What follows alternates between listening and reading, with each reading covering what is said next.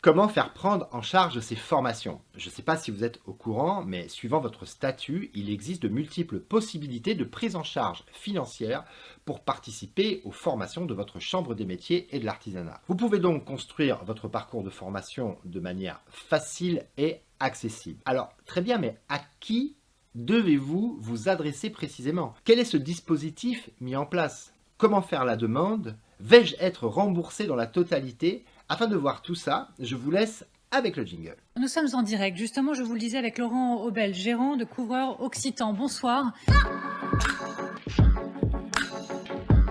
Près de Toulouse, le gérant d'une PME a choisi, lui, d'exaucer les vœux de ses salariés. Allez, c'est parti. Le Conseil de la formation, si vous n'en avez jamais entendu parler, c'est un fonds d'assurance formation, le FAF, qui promeut et finance les actions de formation dans le domaine de la gestion et du développement des entreprises artisanales. Il va donc aider par exemple pour des thématiques comme la comptabilité, gestion, l'informatique, l'aspect commercial, le management ou les ressources humaines. Les formations financées sont transversales et ne sont donc pas spécifiques à un métier comme vous avez pu le voir dans les différents exemples que j'ai donnés. Le type d'action de formation financée couvre exactement et également les actions d'accompagnement, d'information et de conseils dispensés aux créateurs et repreneurs d'entreprises, ce qui peut être très pratique quand on a besoin d'être guidé. Dans cette vidéo, on va voir exactement à qui s'adressent ces formations, comment en bénéficier avec toutes les démarches à effectuer.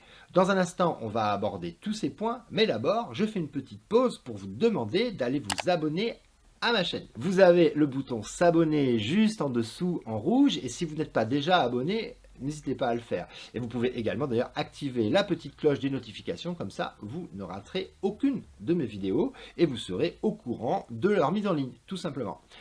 Pendant que j'y suis, j'en profite également pour vous dire que j'ai décidé de vous partager un conseil qui va beaucoup vous aider si vous êtes en train de créer votre entreprise artisanale. C'est un moyen pour vous former au processus de la création d'entreprise parce que ce n'est pas toujours évident et ça demande de l'accompagnement, donc je suis sûr que ça pourra vous servir. Pour en savoir plus, on se donne rendez-vous en fin de cette vidéo. Alors, peu importe le statut juridique de votre entreprise, en tant que professionnel, vous avez besoin de développer vos compétences pour répondre aux évolutions des métiers et aux nouveaux besoins de vos clients.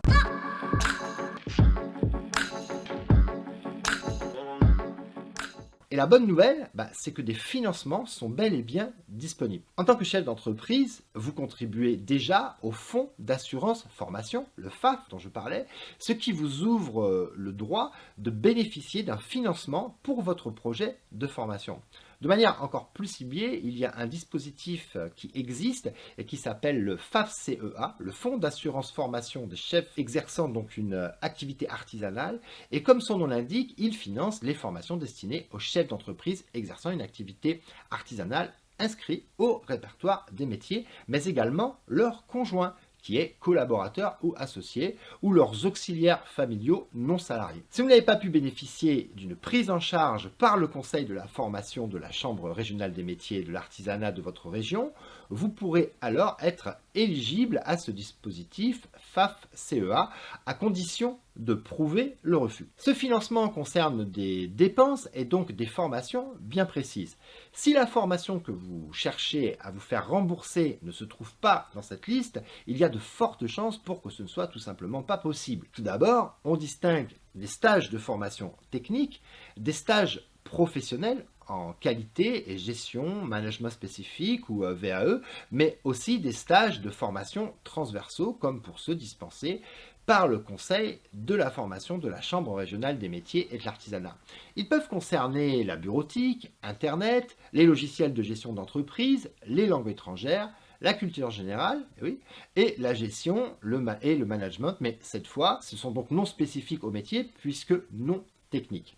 Mais on retrouve aussi des stages bien spécifiques, comme par exemple pour l'obtention du permis de conduire, la préparation au meilleur ouvrier de France, les formations à distance avec des sessions de regroupement et également des formations diplômantes ou certifiantes inscrites au RNCP, spécifiques évidemment au métier. Chaque secteur d'activité définit tous les ans des fourchettes de financement pour la formation de leurs adhérents. Ces critères de prise en charge peuvent donc évoluer en cours d'année en fonction des enveloppes encore disponibles. Les montants de remboursement sont d'ailleurs consultables sur des sites internet des fonds d'assurance. Si vous voulez connaître les montants actuels, vous allez voir sur le site. En ce qui concerne l'artisanat, même si les montants de la prise en charge varient en fonction du type de formation, il est généralement entre 10 et 40 euros pour des durées de prise en charge. Des stages techniques sont financés dans la limite de 35 à 100 heures maximum par stagiaire et par an, en fonction du secteur professionnel évidemment. Les stages professionnels, eux, sont pris en charge dans la limite de 35 à 84 heures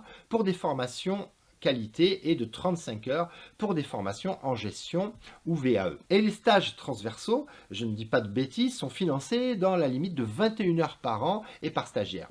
On va maintenant voir les informations pratiques à connaître pour bénéficier des prises en charge des formations.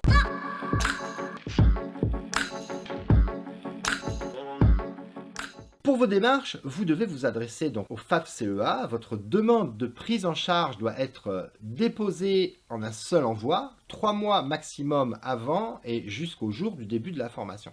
Si vous ne respectez pas les délais, malheureusement, le FAFCEA le refusera. Et pour la demande de remboursement, vous devez également l'adresser au FAFCEA, mais en un seul envoi, au plus tard 3 mois après la fin du stage, et au-delà, vous aurez un refus. En ce qui concerne votre dossier de demande, il y a un certain nombre de pièces à fournir. Tout d'abord, vous devrez inclure le formulaire de demande de prise en charge que vous aurez complété et signé, un programme pédagogique détaillé, mais aussi le devis hors taxe des coûts pédagogiques de la formation ou une facture pro forma, une convention de formation, etc.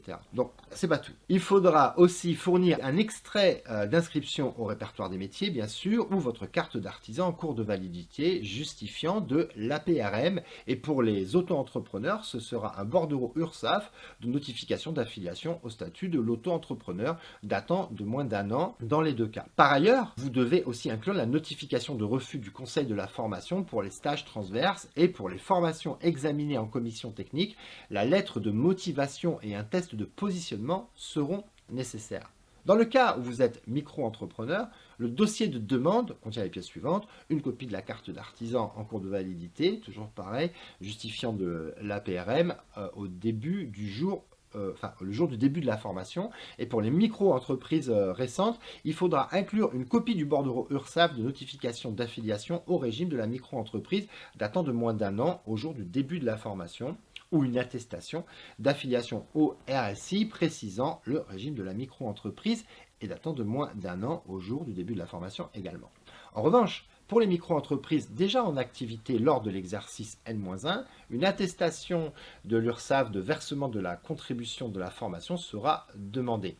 Cette attestation est calculée en pourcentage du chiffre d'affaires et se rapporte donc à l'activité de l'entreprise sur l'année précédente. Il faudra par ailleurs fournir une attestation sur l'honneur d'avoir déclaré au moins 1 an de chiffre d'affaires qui ne soit pas nul lors des 12 mois civils consécutifs précédant le dépôt de la demande de prise en charge de la formation. Vous voyez, c'est quand même pas mal de formalités à connaître et vous ne pouvez pas les inventer.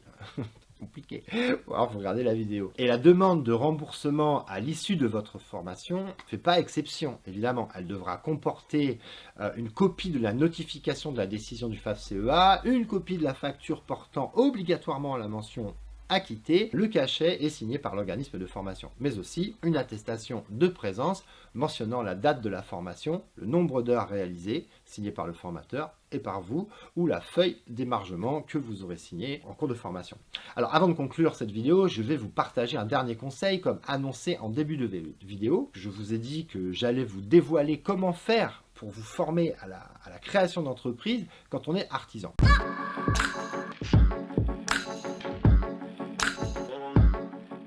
Aujourd'hui, on a parlé des formations remboursables quand on est déjà artisan, mais si on ne l'est pas encore et qu'on veut créer son entreprise artisanale, c'est mieux de pouvoir se faire accompagner. Et c'est bien possible, mais tout le monde ne le sait pas en fait, tout simplement. Cette formation, c'est le Centre de formation de la Chambre des métiers de l'artisanat, le CFCMA, qui la délivre, et il y a en réalité 2 types de formations possibles qui sont divisés en 2 modules. Le premier module permet l'accompagnement à la micro-entreprise dans son évolution et va donc apporter les connaissances de base sur ce statut, les formalités de la création et la gestion comptable. Pour info, la durée de cette formation est de 1 journée. Ensuite, le deuxième module concerne le diagnostic et l'évaluation d'une entreprise artisanale dans le cas d'une session reprise.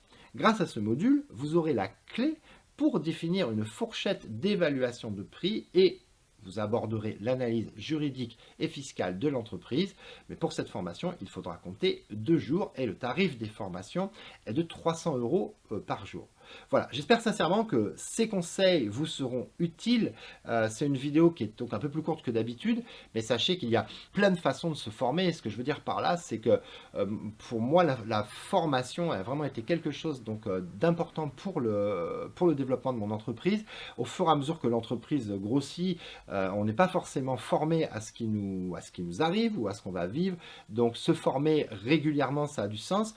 Et puis surtout que si vous ne le faites pas, vous perdez parfois des droits à la formation qui sont, c'est toujours dommage de les perdre. Donc n'hésitez pas de temps en temps à stopper le chantier pour pas retourner à l'école. Croyez-moi, ça fait du bien et c'est nécessaire, et je pense pas qu'il est possible d'avancer dans l'entrepreneuriat si on ne prend pas le temps de se former. Voilà, on est à la fin de cette vidéo. Je vous remercie de l'avoir suivi jusqu'au bout, et si c'est le cas, dans ces cas-là, n'hésitez pas à mettre un petit pouce bleu, à la liker, ça veut dire qu'elle vous a plu. Si vous avez des amis artisans, sensibilisez-les sur ce sujet, vous pouvez leur partager la vidéo. Nous, on se retrouve la semaine prochaine pour de nouveaux conseils dans la main forte. Je vous souhaite une bonne semaine. Bye bye.